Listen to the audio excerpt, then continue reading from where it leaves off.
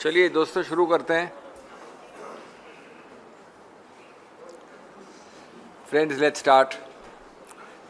दो बिंदु हैं और दोनों बिंदु मैं जैसा हमेशा करता हूं हिंदी इंग्लिश में करूंगा, उसके बाद प्रश्न उत्तर लेंगे, तो आप थोड़ा शांति बरतिएगा। दोस्तों मैं आज आपके समक्ष दो बिंदुओं में वार्तालाप करने आया हूं। दोनों बड़े गंभीर हैं, दोनों चुनाव आयोग से संबंधित हैं और मैं ये कहूँगा कि हम कभी भी नहीं चाहेंगे कि इतनी वरिष्ठ संस्था जिसको सींचा गया, पनपाया गया, बढ़ावा दिया गया इतने सालों से, वो कभी भी इस गिरावट के स्तर पे आए कि हमें इस पर टिप्पणी करनी चाहे। कोई भी नहीं चाहेगा, कांग्रेस पार्टी नहीं चाहेगी, लेकिन ये कहना आवश्यक है कि कभी भी ECI eager and compliant institution नहीं बन सकता। ईगर एंड कंप्लायंट न बनना चाहिए, न बनने देना चाहिए। और चुनाव आयोग भी जब चुनने लगेगा, चुनाव आयोग जब चुनने लगेगा और वो भी को, तो दुर्भाग्य का वो दिवस होगा। और मुझे इसी संदर्भ में ये दो बिंदुएं आपके सामने रखनी है। पहली बात है कि बड़ी अजीबोगरीब चीज़ हो रही है। जवाब आया कल चुनाव आयोग का एक झूठी बराबरी, एक फॉल्स इक्विवेलेंस के साथ, और उसमें दो बिंदु कहे गए। एक कहा गया कि सभी को हिदायत है कि कम्युनल न हो, एक फरमान सा आया। तो मुझे ये प्रश्न उठा, कांग्रेस पार्टी का ये प्रश्न उठा कि ये किसी को संदेह है कि सांप्रदायिक भाषा, सांप्रदायिक चिन्ह, सांप्रदायिक तुलनात्मक चीज़ें, सांप्रदायिक वक्तव्य, घटे हुए गटर लेवल के वक्तव्य कहाँ से आ रहे हैं? पिछले 2 महीने से प्रकाशित हो रहे हैं आपके सामने, आप सब जानते हैं। उसके बाद हमारी कंप्लेंट होती है 26 अप्रैल को, और 27 दिन बाद, करीब करीब 1 महीने के बाद जब चुनाव अंत हो रहा है, तब तक माननीय प्रधानमंत्री, माननीय गृहमंत्री का कहीं नाम नहीं आता चुनाव आयोग के दस्तावेज में। पद के आधार पे भी नाम नहीं आता है। उनके ऊपर न चेतावनी है, न प्रतिबंध है, न नाम लेकर दोषारोपण है। और 27-28 दिन बाद ये एक उपदेशवाद वाला वक्तव्य आता है, और मैं पढ़ना चाहता हूँ, मजाकिया लगता है मुझे पढ़ने से। दोनों अध्यक्षों को लिखा गया है कि आप अध्यक्ष महोदय अपने star campaigner, direct quote unquote, direct star campaigners not to make utterances contrary to the MCC. इसका क्या मतलब हुआ? ये तो बड़ा जनरल सा स्टेटमेंट है। मैंने एक कंप्लेंट की आपके विरुद्ध कि आप इतने घिनौने वक्तव्य दे रहे हैं। 27 दिन बाद ये सुनने के लिए की थी कंप्लेंट मैंने। दूसरा, quote unquote, utterances of star campaigners create patterns which can be damaging beyond MCC period, unquote। ये दुर्भाग्य है, ये मजाकिया है। इस प्रकार के वक्तव्यों का क्या मायने है? ये तो प्रोत्साहित करते हैं कि कल परसों तरसों आप वापस वही करेंगे। इसमें कोई दोषारोपण नहीं, कोई नाम नहीं, कोई प्रतिबंध नहीं, कोई चेतावनी नहीं। तो ये भय कैसा है? ये हिचक कहाँ की है? और ये हिचक और भय सिर्फ जब नाम आते हैं माननीय प्रधानमंत्री और गृहमंत्री की, तभी क्यों उठती है? ये झूठी बराबरी किसकी? दोनों अध्यक्षों को लिख दिया फॉल्स इक्विवेलेंस करके। ये इस संवैधानिक स्तर की उच्च स्तरीय संस्था को शोभा नहीं देता। ये उसके संवैधानिक उत्तरदायित्वों के बिल्कुल विरुद्ध है। ये चुनाव आयोग है, किसी का चुनावी एजेंट नहीं है। It is the election commission of India, not the election agent of any party. क्या चुनाव आयोग के विवेक और तर्क में ये लेवल प्लेइंग फील्ड लगती है उसको? ये बराबरी की समतल जमीन का ये वक्तव्य है कि आप बांसवाड़ा में आप कहीं और घिनौने शब्द कह दें, आप गाली गलौज कर लें, आप स्तर ले आए गटर के स्तर पर, और 27 दिन बाद कुछ भी नहीं होगा इस प्रकार।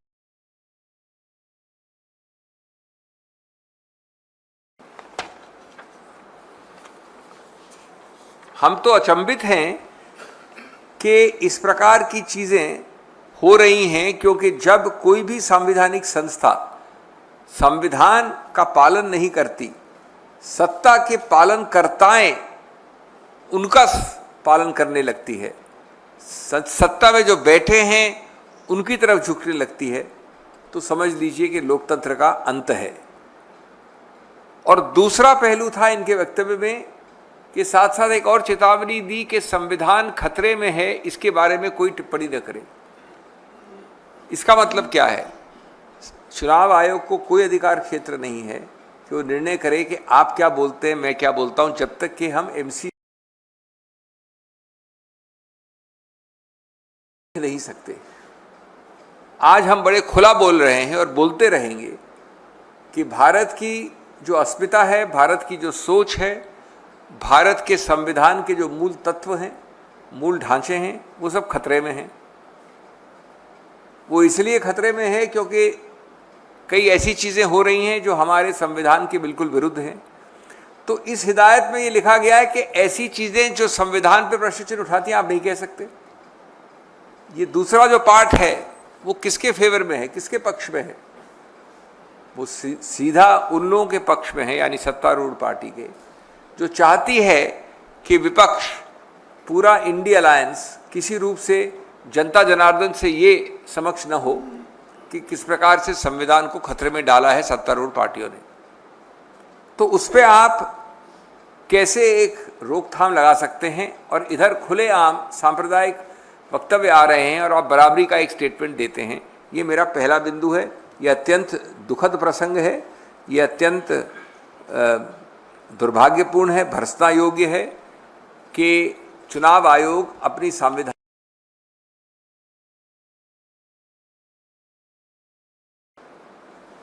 मेरा दूसरा बिंदु है वोटर के जो आंकड़े हैं उनके विषय में।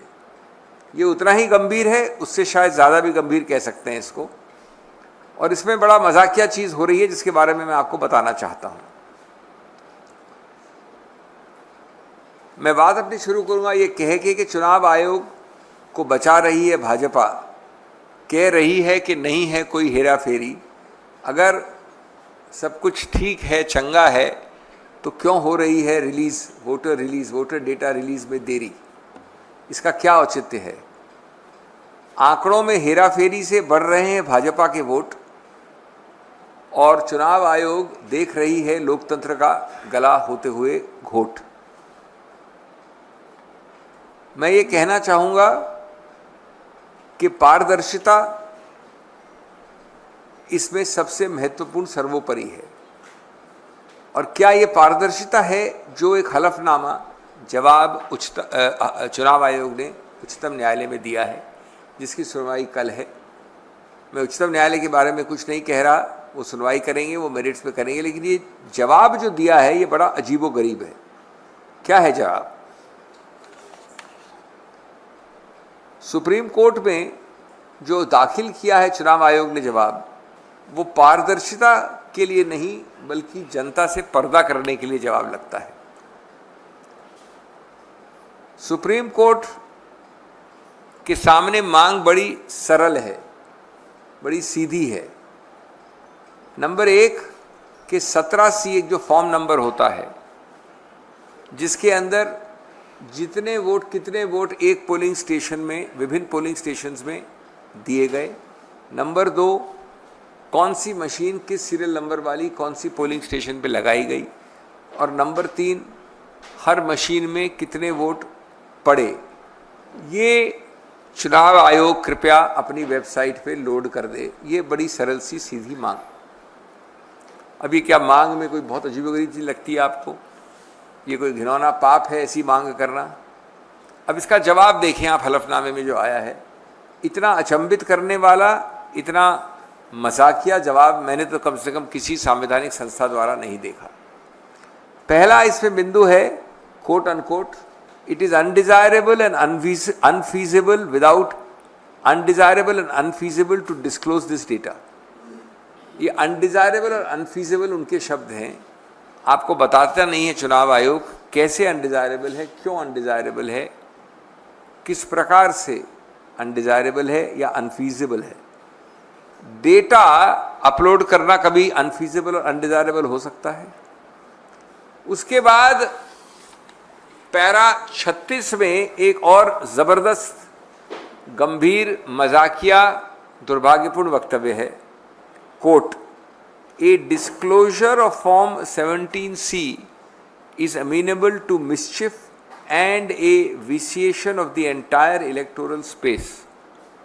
Public posting on the website increases the possibility of the images being morphed, which can then create widespread public discomfort and mistrust in the entire electoral process, unquote. दोस्तों, अंग्रेजी मैं भी जानता हूं, आप भी जानते हैं इसका क्या मतलब है।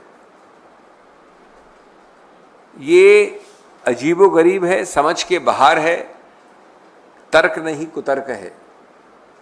अगर मैं या आप या AICC या कोई भी संस्था अपलोड करती है कुछ चीज, तो ये डर या भय है कि वो मॉर्फ हो सकता है, उसकी फोटोएं ली जा सकती हैं। तो जितना भी डेटा करती है चुनाव आयोग, ये तो सभी डेटा में हो सकता है। इससे हिचक होती है डेटा अपलोड करने की कभी, कि कोई संभवतः मॉर्फ कर ले, फोटो ले ले। अगर ये लॉजिक या तर्क या कुतर्क लगाया जाए तो कोई भी डेटा किसी प्रकार का अपलोड हो ही नहीं सकता। ये सीधा छुपाने की प्रक्रिया है, बचने की प्रक्रिया है, पारदर्शिता के विपरीतार्थक प्रक्रिया है। यही डेटा, बिल्कुल यही data rule 93 conduct of election rules में कोई भी मेंबर ऑफ पब्लिक पैसे देके ले सकता है, मांग सकता है, सर्टिफाइड कॉपी। तो यदि ये सही है तो उसको अपलोड करने में क्या आपत्ति हो सकती है? सिर्फ इतनी हो सकती है कि हम आपको पेमेंट करने में दे देंगे, वैसे अपलोड नहीं करेंगे। ये मजाकिया नहीं लगता आपको? ये डेटा डिजिटाइज्ड है, अवेलेबल है। लोग चाहते हैं कि आप और हम बैठ के कैलकुलेट करें पर पोलिंग बूथ। उससे ज़्यादा आवश्यक है कि एक मोहर हो एक संस्था की, उनको देना चाहिए।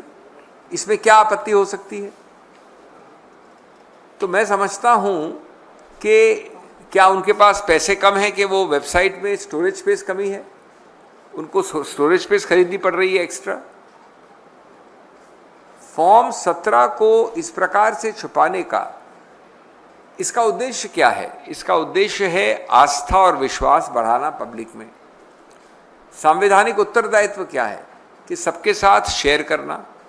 इसको इस प्रकार से विरोध करना मैं समझता हूँ भर्त्सना योग्य है, दुर्भाग्यपूर्ण है और हर रूप से चुनाव आयोग को एक्सपोज करता है, उनका पर्दाफाश करता है कि वो एक झुकाव, एक तरफ, एक रुख पे देख रहे हैं। Because friends,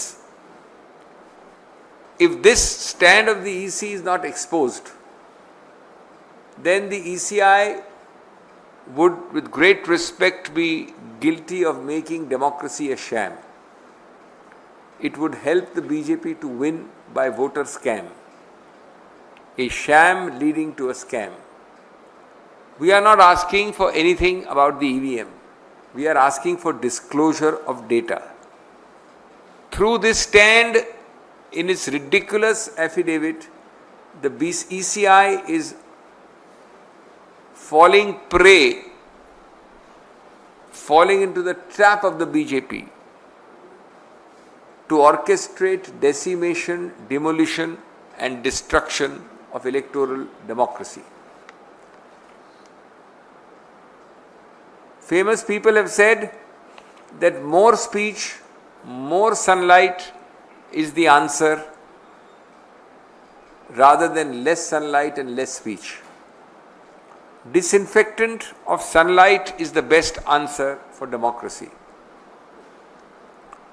An extraordinary counter affidavit has come from the ECI on a simple prayer which seeks that the Form 17Cs, and I believe there are roughly 10,37,000 Form 17Cs.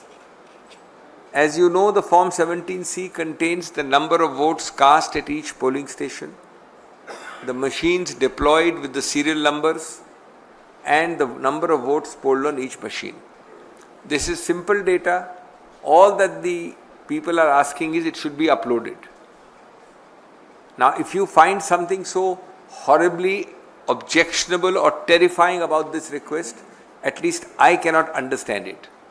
At least the ordinary man cannot understand a simple request for disclosure and transparency. Yet the reply which the EC has filed is quite remarkable, is astonishing, is ununderstandable, is absurd, is laughable.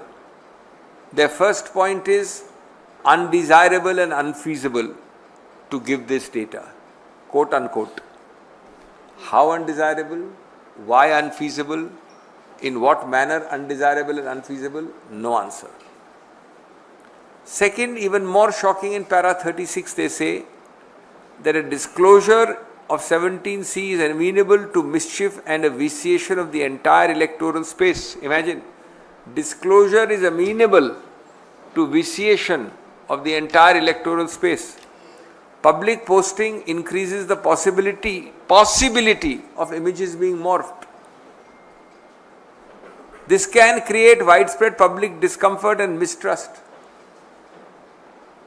This is like a febrile and fertile imagination of the ECI running amok. Their first imagination is that a disclosure will be amenable to mischief, which means it may be misused. Their second imagination is the entire electoral space will be vitiated. Third is, it can create widespread public discomfort. How?